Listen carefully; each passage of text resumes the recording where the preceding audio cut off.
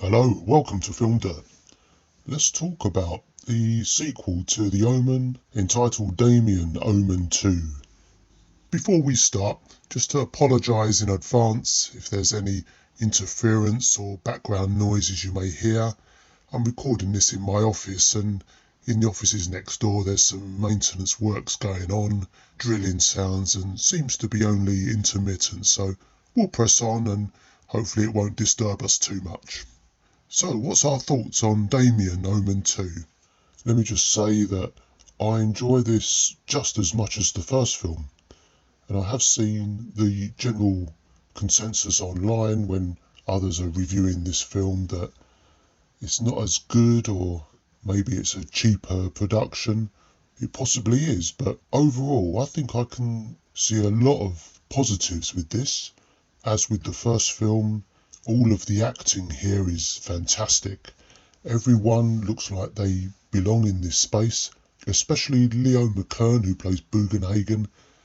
He doesn't look like an actor being put in this scene. He actually looks like he's based here, and he's shooing people out the way as he's careering through the streets.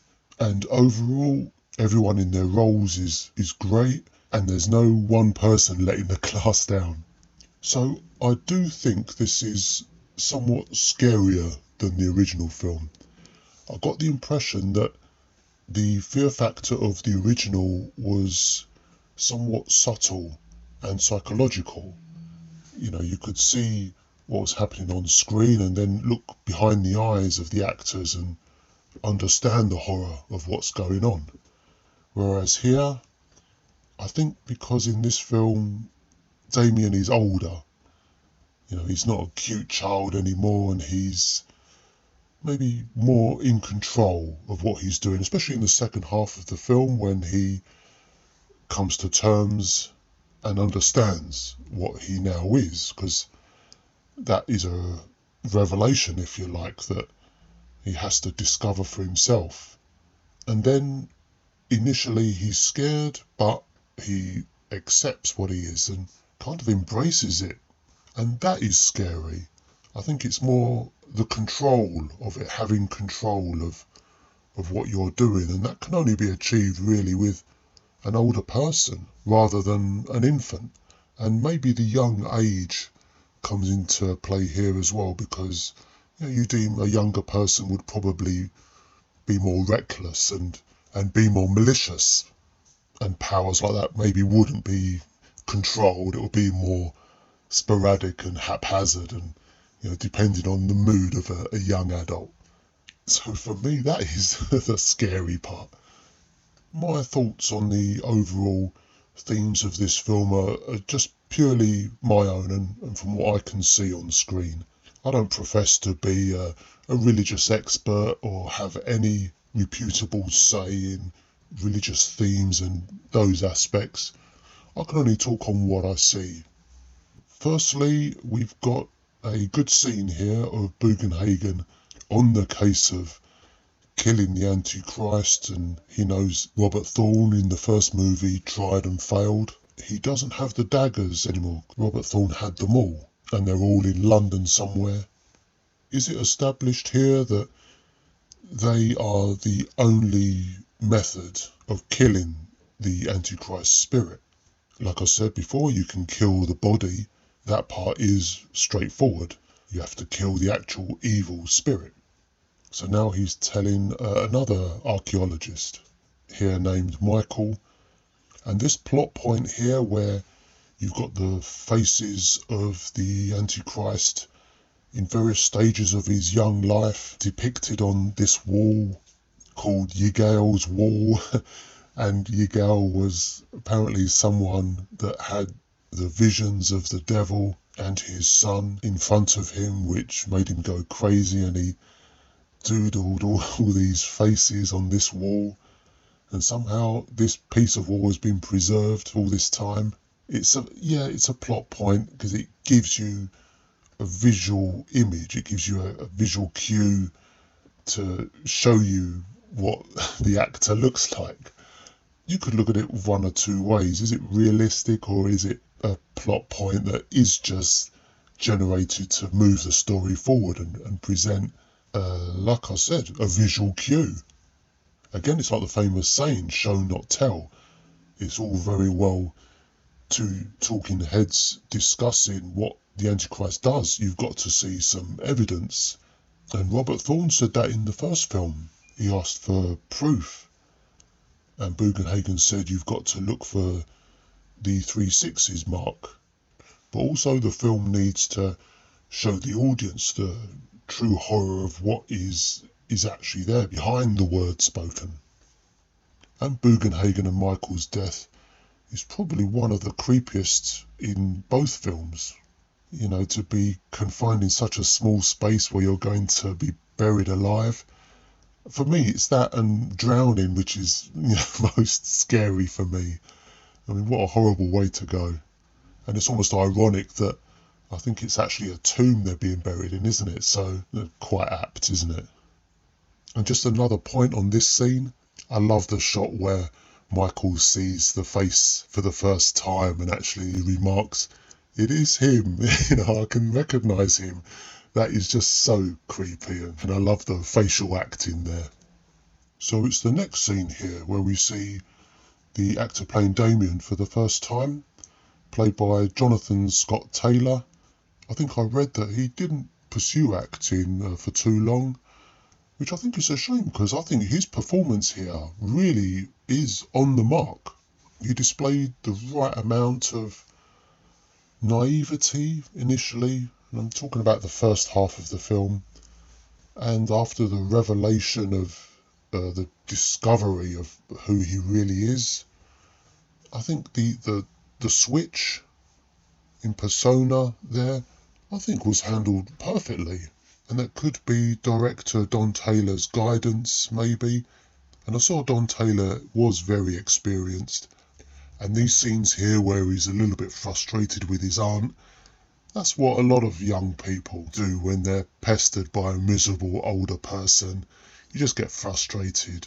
And her death here, I don't think was a subliminal thing with Damien himself. I do think she was killed off by other forces.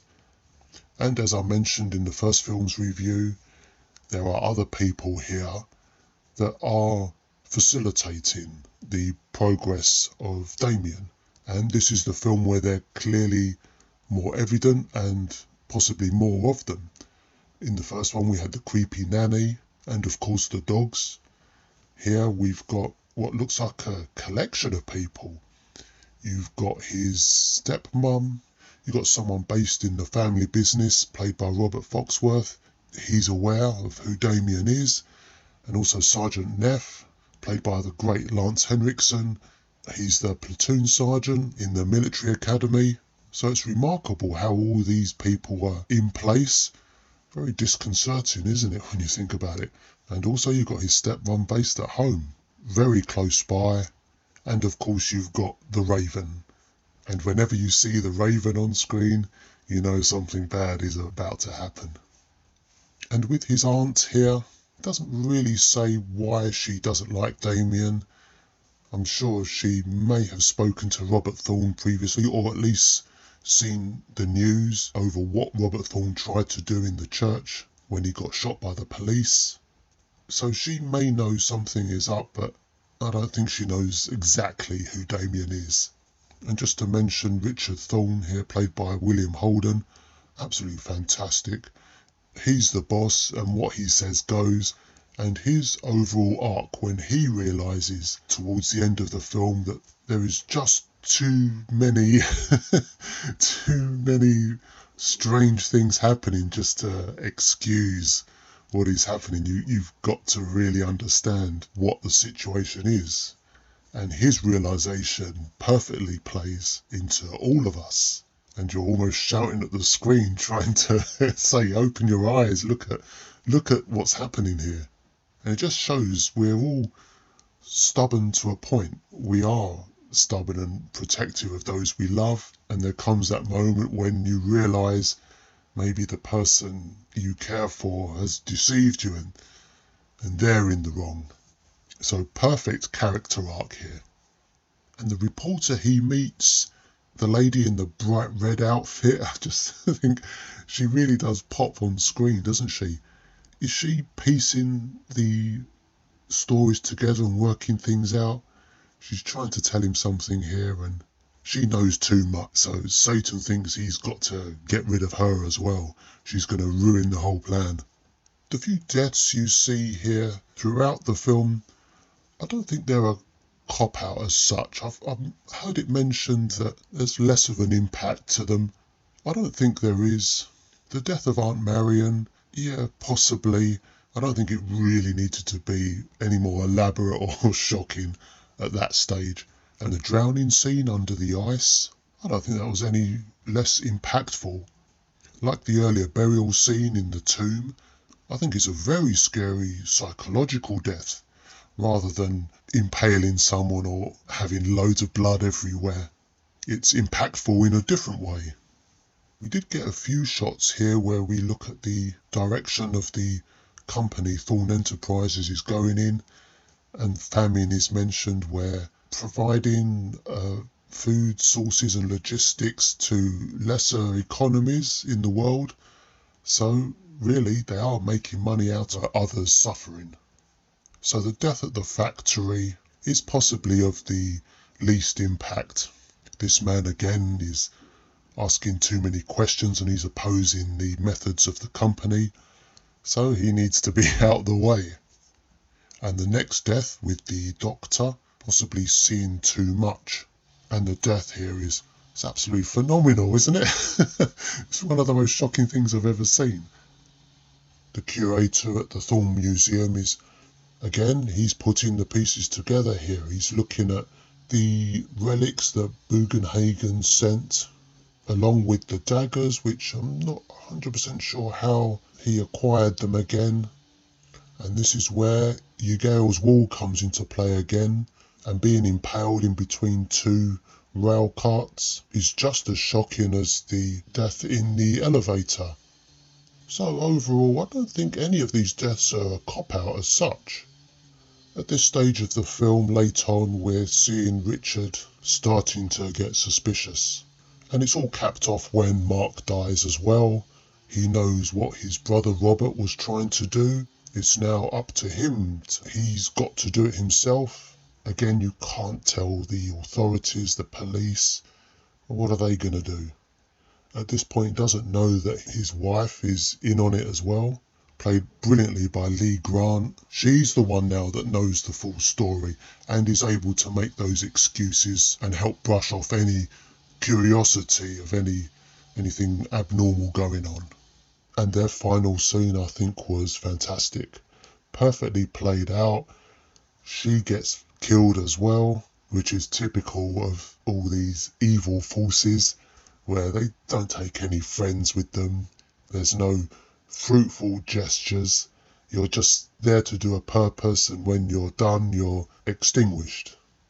So Damien succeeds once again and lives on to star in another movie. So let's give a score for this film. It's got to be 5 stars as well. As I mentioned, I like it just as much as the first film, in a different way. It had a different theme. There was just something about it that I really liked. Possibly because it was kind of more scary in places now that Damien is an adult. And that probably made more of an impact for me rather than an infant child. And in the third film, Damien is an adult, played by the brilliant Sam Neill. I'll try and watch it again within the next couple of days, and I'll be back here and we can have a little chat. So thanks again for joining me, and do join me again next time for a look at Omen 3, The Final Conflict. Is it really final? We'll see. Speak to you soon. All the best and take care.